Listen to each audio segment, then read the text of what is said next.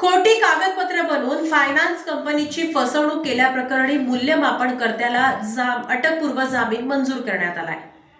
तारण मालमत्तेचे खोटे मूल्यमापन करून तसा खोटा अहवाल होम फायनान्स कंपनीला देऊन संगनमताने कंपनीची सुमारे 12.5 लाख रुपयांच्या कर्ज रकमेची फसवणूक केल्याप्रकरणी आरोपी मूल्यमापनकर्ता बिपिन इरण्णा स्वामी यांचा पंढरपूर येथील अतिरिक्त सत्र न्यायाधीश ओंकार देशमुख यांनी अटकपूर्व जामीन मंजूर केला।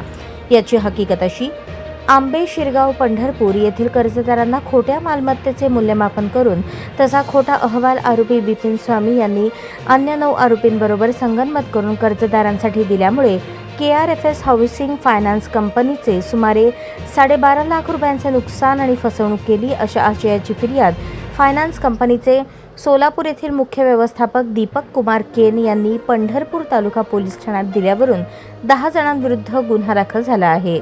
त्यामुळे मूल्यमापनकर्ता बिपिन स्वामी यांनी सोलापूर येथील ॲडव्होकेट अथर्व अंदोरे आणि ॲडव्होकेट आल्हाद अंदोरे यांच्यामार्फत पंढरपूर सत्र न्यायालयात अटकपूर्व जामीन अर्ज दाखल केला होता। कंपनीच्या अधिकाऱ्यांनी दाखवलेल्या मालमत्तेचे स्वामी यांनी योग्य मूल्यमापन केले असल्याचा कागदोपत्री पुरावा ॲडव्होकेट अथर्व अंदोरे यांनी न्यायालयात सादर करून आरोपी स्वामी हे कर्ज मंजूर करणारे कंपनीचे अधिकारी नाहीत, त्यामुळे आरोपीस खोट्या खटल्यात गुंतवले असल्याचा युक्तिवाद केला। तो युक्तिवाद मान्य करून न्यायाधीशांनी आरोपीचा अटकपूर्व जामीन मंजूर केला। यात आरोपीतर्फे ॲडव्होकेट अथर्व अंदोरे, ॲडव्होकेट आल्हाद अंदोरे यांनी काम पाहिले तर सरकारतर्फे ॲडव्होकेट वांगीकर यांनी काम पाहिले।